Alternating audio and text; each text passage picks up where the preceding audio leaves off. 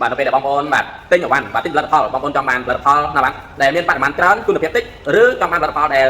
មានបរិមាណតិចតែគុណភាពច្រើនណាបាទនេះគឺសំខាន់មែនទេបាទតាមរងគេបងប្អូនបាទនៅពេលដែលយើងទិញផលិតផលណាបាទយើងចង់បានផលិតផលដែលមានបរិមាណច្រើនតែគុណភាពតិចឬចង់បានផលិតផលដែលមានបរិមាណតិចតែគុណភាពច្រើនបាទអញ្ចឹងថ្ងៃនេះនឹងមកបកស្រាយឲ្យបងប្អូនបានដឹងណាបាទហើយមួយទៀតណាបាទបងប្អូនតែទទួលថាវាពិតអត់មែនអត់ណាបាទហើយឃើញតែពិសោធន៍ជាមួយនឹងបាទអាវសាច់កណាត់ធម្មតាអាវយឺតជ្រាអត់បាទអញ្ចឹងយកមកឲ្យបងប្អូនបានឃើញតែម្ដងថាជាមួយនឹងសាច់កណាត់អាវយឺតហើយអាវយឺតគឺពិបាកណាស់បងប្អូននៅពេលដែលប្រឡាក់បាទនេះគឺទឹកបាទលាងរបួសបងប្អូនបាទដូចជាប្រេងម៉ាស៊ីនអញ្ចឹងបងប្អូននៅពេលដែលប្រឡាក់គឺពិបាកណាស់នៅក្នុងការដែលយើងយកមកជម្រះសាប៊ូធម្មតាបាទធានាថាមិនជ្រាបទេបងប្អូនបាទសាប៊ូធម្មតាមិនអាចជម្រះបានទេបើសាច់កណាត់ខោអាវបងប្អូនប្រឡាក់បែបនេះបាទជម្រើសគឺមានតែបោះចោលទេបងប្អូនបាទមានតែបោះចោលទេអញ្ចឹងយើងមកមើលថាប្រសិទ្ធភាពសាប៊ូ Extra Wash ណាបាទអាចកម្ចាត់ស្នាមប្រឡាក់ដែលប្រឡាក់ខ្លាំងបែបនេះបានឬអត់បាទយើងមកតាមដានមើលទាំងអស់គ្នាបងប្អូនបាទនេះគឺស្នាមប្រឡាក់ខ្លាំងមែនទេណាបងប្អូនបាទដាក់ឲ្យប្រឡាក់ខ្លាំងតែម្ដងដើម្បី